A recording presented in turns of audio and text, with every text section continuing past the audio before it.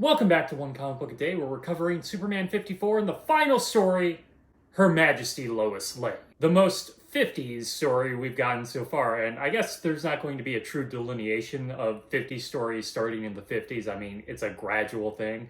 And then it does become a little more instantaneous once we get to 1954 and you know what happens there. I'm going to cover this in a video I've already recorded. I just need to finish editing it and then I'll post it when we actually get to the 1950s. But you'll be hearing me saying that a lot, especially when talking about Lois Lane being in the center, because Lois Lane is very quickly turning into her 50s self. And with her turning into her 50s self, we're getting that 50s Superman that I both love and kind of hate. He's fun to read about, but he's kind of a terrible person. He's a jerk. I want to use a harsher word to describe him, but I'm trying to watch my language at times.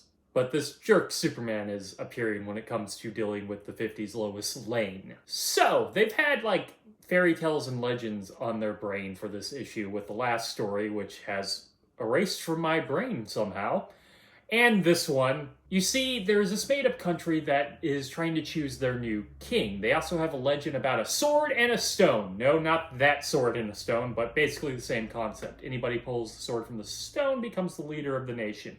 Lois happens to be trying at the time, and a volcano is erupting, which causes the rock to shatter, so she pulls the sword, so she becomes queen of this nation, which she loves because she's always wanted to be queen. Wait, what? This is what I'm getting at when I'm talking about Lois getting sort of a regression or her 50s self. Lois at the start was this cold character. She is very career-focused. She's not even relationship-focused. She likes to go on dates, but that's not like her main goal. She didn't say get her college degree and get a job so she could meet a husband.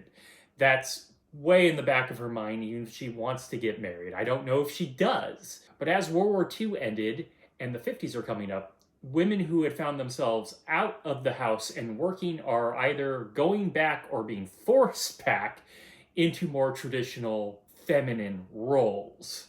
And the problem with that is Lois has to be pushed that way, which then makes Lois kind of aggravating because it's not the Lois we had, and I really loved that Lois. That was a great character. This character is not allowed to be, at times, a character. The damsel in distress worked better. She at least got stuff done. So now Lois is obsessed with being queen, and she becomes queen, but there is one little snag. They want her to get married as soon as possible. You know, keep the royal line, not have this problem again. But Lois doesn't want to get married. Hey, at least we have that. Well, she doesn't want to specifically get married to anybody in this country. We all know who she really wants to get married to, the one she's constantly trying to get married to in the 1950s. You know him, Superman. His name's on the title. Now, Superman's really annoyed about Lois taking over this crownship, and like to a point where he's being a real dick about it. So, Lois comes up with 3 impossible tasks, because these comics really love tasks that are impossible, and 3 of them just keeps happening that no one can do. But there's this guy named Bobo who wants to try at it.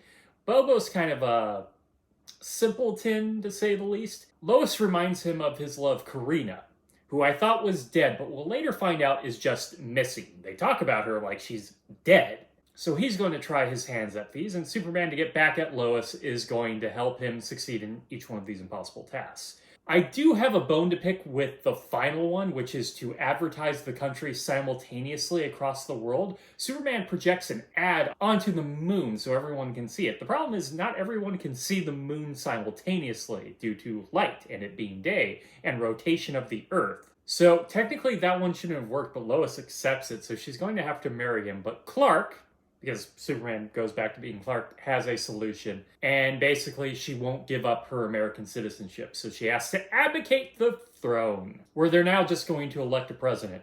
Wait, that was an option? I thought you guys were selecting a king. This is a very easy solution to this whole problem this comic started with. They're just going to elect a president now. Like, shame on Lois for not advocating the crown, so they got rid of the monarchy. See? Don't like 50s Lois. This is when we actually discover Karina is missing, not dead, so Superman completes a 4th task, actually. He finds Karina and they get married. Bobo and Karina get married. So I like this story actually more than the other 2 stories in this comic. It's not like the best story, but it's really annoying. Lois is still not quite her 50 self, but we're starting to see the signs. The red flags are coming up, and God have mercy on our souls when we do get to the 50s Superman. Okay, that is it from Superman 54. Her Majesty, Lois Lane. If you enjoyed this video, please like and subscribe, hit the bell icon to get notification when new videos up. I do this Monday through Friday, but Fridays is Bat Friday, where I cover a Batman story in either Detective Comics or Batman. And until next time, let's ponder the question, whatever did happen to the Man of Tomorrow. And what was the whole story about the sword and stone? They just went off of our knowledge of the Arthurian legend, but, like, there had to be something else to it. Okay, have a great day.